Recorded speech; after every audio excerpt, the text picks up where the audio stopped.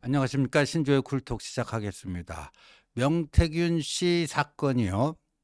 엊그저께였죠. 창원지검에서 서울중앙지검으로 이송이 되면서요.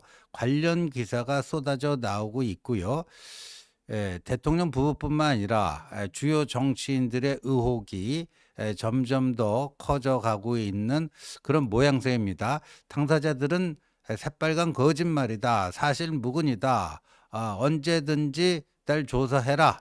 서울중앙지검이든 특검이든 어떤 식으로든 좀 나를 빨리 조사해달라 이러고 있지만 관련 의혹은 더 커지고 있는 이런 형국입니다.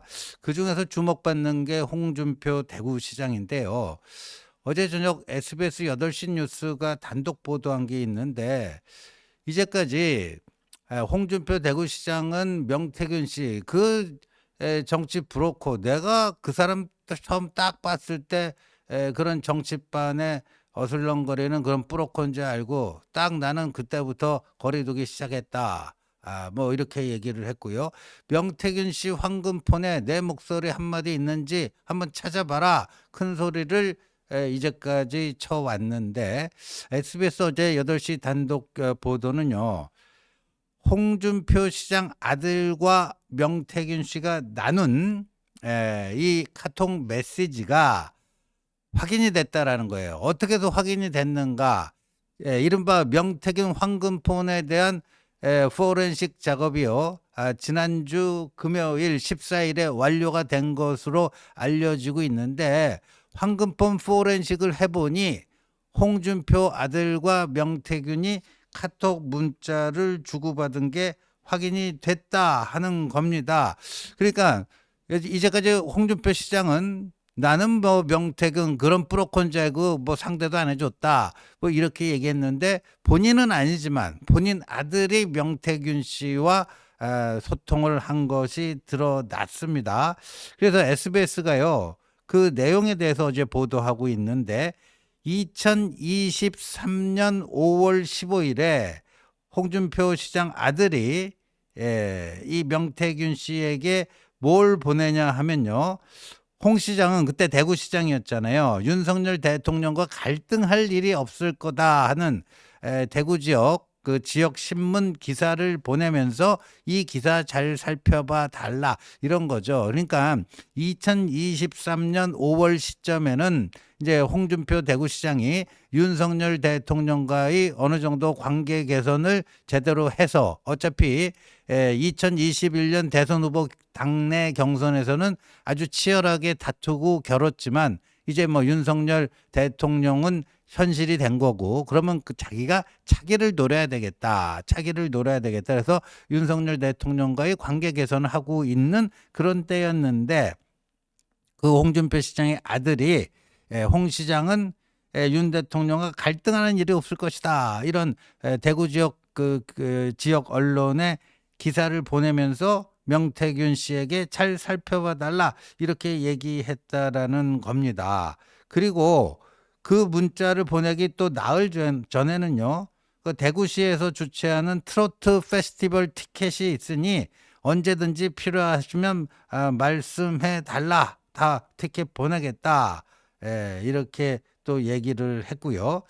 그런데 이건 2023년의 일이고 근데 그로부터 2년 전인 2021년 6월에도 홍준표 시장 아들과 명태균 씨가 카톡 문자를 받은 게 확인이 됐다는데 이건 무슨 얘기인고 하니 2020년 총선 때 그때 황교안 대표 김형호 공관위원장 시절인데 홍준표 시장에게 PK 험지인 김해 출마를 권유를 했는데 홍준표 시장은 그거를 거부를 했습니다. 거부를 하고 탈당을 해서 대구에서 출마해서 무소속으로 당선이 됐습니다. 그런데 어차피 당으로 돌아와야 되는 거 아니겠습니까? 그래서 당으로 돌아오는 이 작업을 해서 복당이 언제 이루어지냐면은 2021년 6월 24일에 이루어집니다. 그러니까 요때가 언제냐? 그 직전에 이준석이 당대표가 됐고 그 직전에 당대표는 김종인 비대위원장 시절이었어요. 그러니까 김종인 비대위원장 시절부터 나름 작업을 해가지고 그다음 이준석 대표가 들어선 직후인 2021년 6월 24일에 홍준표 당시 의원이었죠. 대구가 지역구니 의원이 복당이 됐습니다. 그런데 그 복당이 확정된 날 또 홍준표 시장의 아들이 명태균 씨에게 또 카톡 문자를 보냅니다.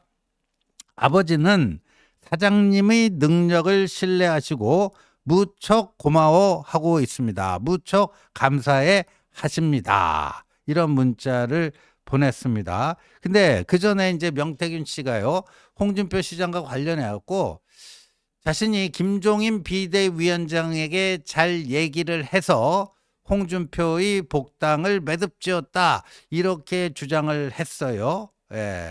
그러니까 자신이 홍준표 복당의 역할을 했다라는 것을 홍준표 아들도 인정을 했으니까 고맙다라고 하는 저런 문자를 보낸 게 아닌가 하는 건데, 그런데 이 복당과 관련돼 갖고요, 홍준표 시장은요, 내가 김종인 쪽에게 그러한 그 부탁을 간접적으로라도 그렇게 부탁을 했다라는 거는 말도 안 되는 소리다. 왜? 자신이 검사 시절에 당시 뭐 김종인 비대위원장 뭐 동아은행 뇌물 관련해 가지고 그 자백을 받아낸 검사인데, 내가 그때 그 뇌물 자백을 받아낸 검사인데 내가 어떤 그 뇌물 전과자에게 누굴 시켜서라도 내가 그런 청탁을 하겠느냐? 택도 안 되는 소리다. 뭐 이렇게 여태까지 주장을 해왔는데, 복당이 확정된 날 홍 시장의 아들이 명태균 씨에게 이거를 보낸 것이 확인이 됐습니다. 그러니까 어제 저 SBS 저 기사가 나가니까 홍 시장이 페이스북에 해명글을 올렸습니다. 그거 한번 볼까요? 내 아들이 명태균에게 두 번의 문자, 두 번이 아닌 것 같은데 여러 차례인 것 같은데, 그러니까 시기별로 보면 2021년 복당 직후하고 2023년 뭐 이렇게 볼 수도 있는데, 두 번의 문자를 보낸 것은 명태균 밑에서 정치하던 최모 씨가 내 아들과 고교 동창이라서, 저 최모 씨 홍준표 아들의 친구이라는 고교 동창이라는 최모 씨, 최용휘라고 하는 사람입니다. 여러분들 잘 기억해 두실 필요가 있고요.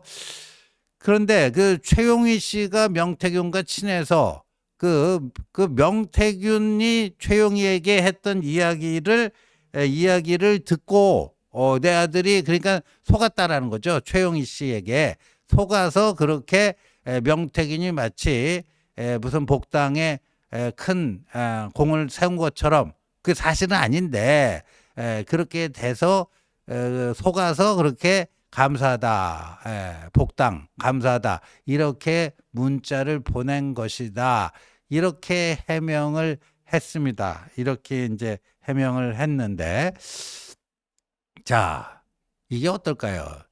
이게 지금 이렇습니다. 저기 봐도요, 중간 부분에 그 황금폰 얘기가 좀 나오죠. 그러니까 황금폰 포렌식 결과 홍준표 아들과 명태균의 그게 나왔어요. 근데 그 전까지는요, 감독님, 저거 전에 또 쓴 페이스북 글 있죠? 저기도 이제 그 황금폰 얘기가 있습니다. 거기 딱 중간 부분에 보면 수만 통의 황금폰에도 이렇게 시작되는 게 있죠. 수만 통의 황금폰에도, 그러니까 명태균의 황금폰에 수만 통의 그게 이제 기록이 남아 있을 텐데, 수만 통의 황금폰에도 내 목소리 카톡 한 자도 없으니 민주당도 폭로할 게 없을 것입니다. 저 중간에 딱 보이시죠? 그러니까 명태균 황금폰 뭐 포렌식 하고 뭐 해봤자 내 목소리 하나 나올 것 없다, 카톡 한 자 나올 것 없다. 이게 불과 언제냐? 엊그저께였어요. 엊그저께 홍준표 시장이 저렇게 큰 소리를 쳤습니다. 명태균 황금폰 난 하나도 안 무섭다. 그리고 저 밑에 보세요. 나를 음해질하는 명태균 일당은 절대 용서치 않을 것이다. 이거예요.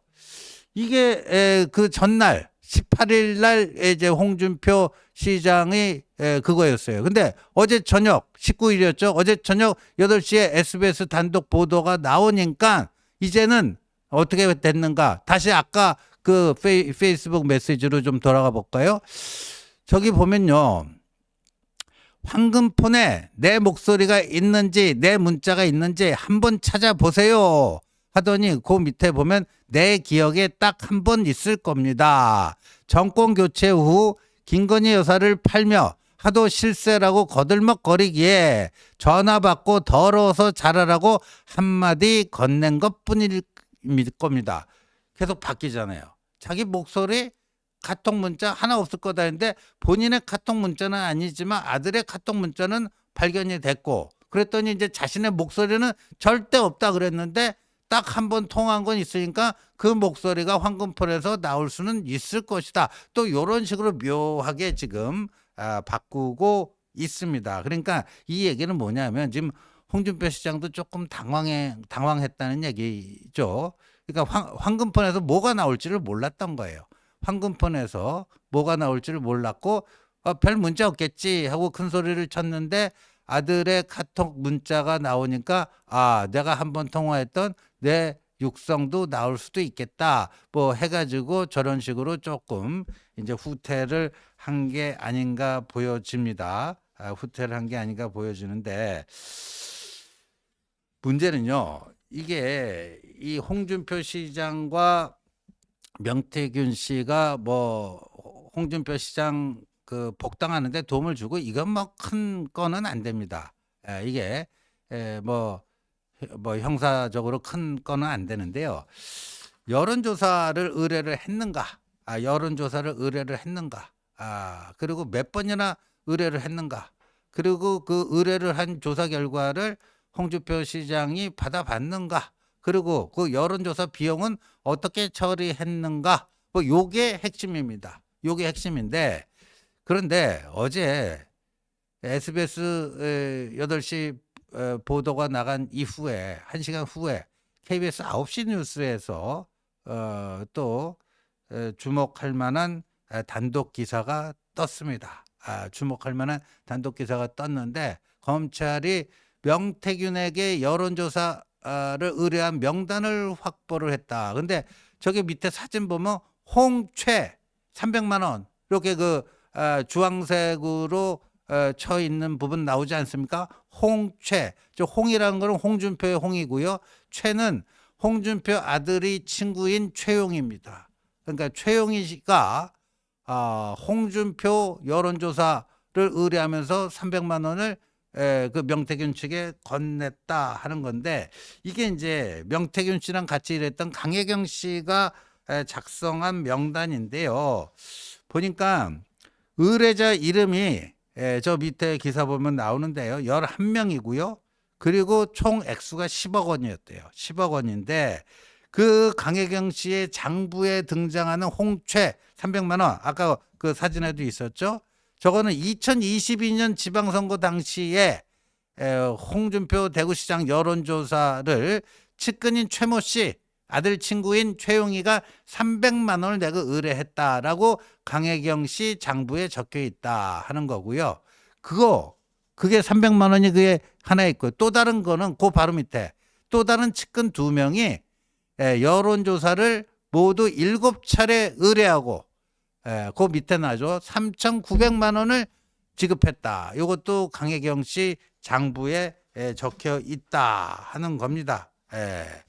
근데 저거는 뭐냐면은 홍준표 시장이 경남도지사 시절에 산하단체 뭐 기관장을 했던 박재기 씨라고 이분은 홍준표 시장도 자신의 측근이라고 인정을 한 분입니다. 근데 박재기 씨가 강혜경 씨하고 여러 차례 통화를 했고 그 통화 녹음 파일도 일부 매체를 통해서 보도된 바가 있는데 근데 그리고 박재기 씨가 강혜경 씨에게 여론조사를 의뢰를 하고 돈을 보내는데 돈을 박재기 씨 본인의 명의로 보내는 게 아니고 당시 홍준표 캠프의 선거운동원으로 등록돼 있던 사람 명의로 보냅니다. 그래서 그거를 얘기하니까 보여지는데 지금 오세훈 시장의 경우에는 미공표 여론조사 13차례가 있었고 뭐 등등 거기에 대한 그 비용을 후원자인 김한정이라는 사람이 3,300만 원을 지급했다 하는 건데 홍준표 시장의 경우에는 최용희 씨가 300만 원, 박재기 씨 이쪽이 또 3,900만 원 해갖고 뭐 4,200만 원. 만약에 저게 이제 그 선거 자금에서 정치 자금에서 나간 거라면 합법적으로 문제가 될 게 없는데 누군가가 대납을 해줬다든가 아니면 5천만 원어치를 했는데 그 중에 한 뭐 일부만 내고 일부는 안 해주고 일부는 무료 처리했다. 그러면 그게 다 정치자금법 위반이 되는 겁니다. 그래서 어제 KBS 뉴스에서도 이제 저게 확인이 되니까 앞으로 그러니까 이 모든 것들은요 서울중앙지검으로 이제 왔으니까 뭐 이제 수사를 통해서 하나둘씩 실체적 진실이 밝혀지지 않을까 생각이 됩니다. 시청해 주셔서 감사합니다.